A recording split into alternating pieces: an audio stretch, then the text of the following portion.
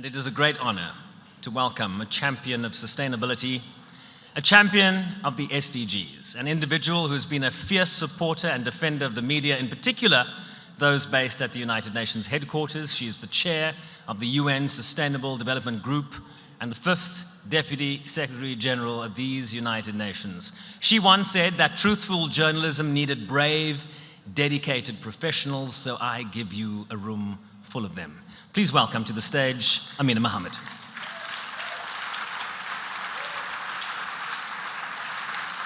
Thank you. Thank you so much, and it is really, truly humbling to be in a room that is full of people, journalists, who I would say you seek the truth, you see it, and you speak it, and often at great risk to yourselves, and sometimes paying the ultimate price. But you also give the Secretary General and myself a voice.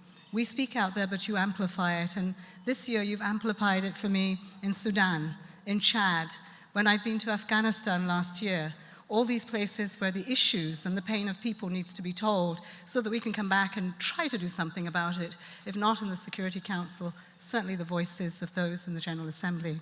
So thank you for what you do, and that's me today taking the opportunity of the Secretary General being on a plane. But now I have the honor to read his speech, and he really did want this read to you, so I'm going to read it. Bear with me. Maybe I've got a posher voice, and I would like to think I look much better, but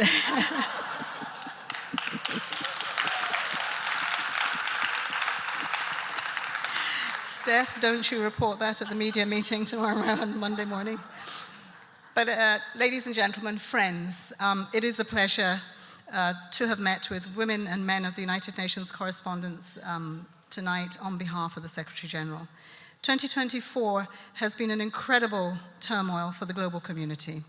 It has also been a powerful reminder of the importance of journalism and why your work is at the heart of what we do at the United Nations.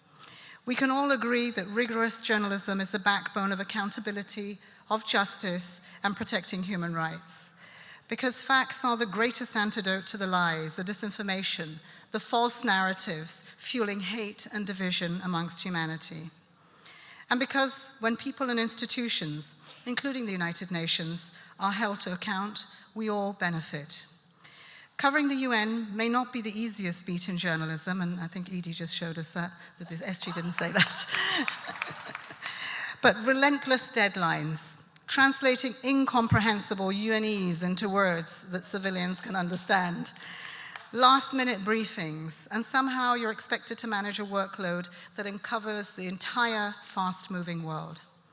But every step of the way, you are there, keeping us informed, keeping us accountable, asking tough questions, speaking truth to power, however uncomfortable or inconvenient, and acting as the world's conscience in the moments that matter.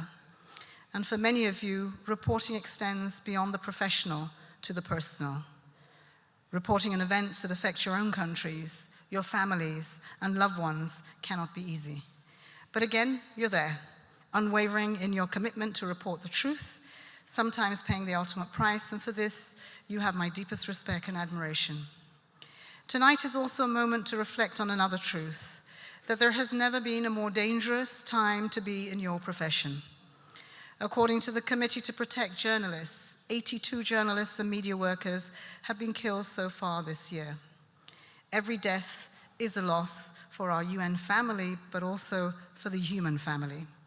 Everyone in this room tonight is all too aware of the enormous threats you face in doing your jobs. Day in, day out, the free press is under attack. Countries made a commitment to the Pact of the Future to respect and to protect journalists and media professionals. Yet we know that the threats that journalists reach far beyond the front lines of conflict. Detention of journalists is at an all-time high. Online harassment is being weaponized to silence journalists. And women journalists in particular are often targeted with the threat of sexual violence. All of this is unacceptable, and it must stop now. Freedom of the press and safety of the press are one and the same, and we will never stop calling for the immediate release of journalists who have been detained simply for doing their job.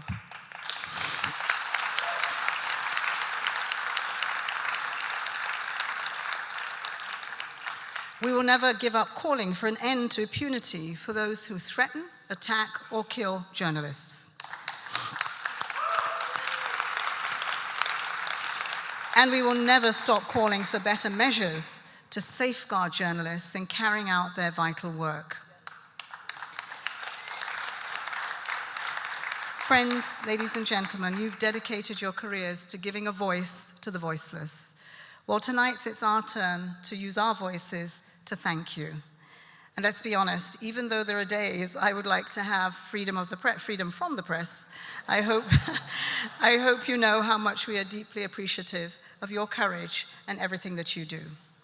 And so, I will end my remarks, and here somebody's going to get me a glass, by asking you to please raise a glass to the UN Correspondents Association. Here. There you go. This is when you get high on life. To the UN Correspondents Associations. Thank you for your tireless work.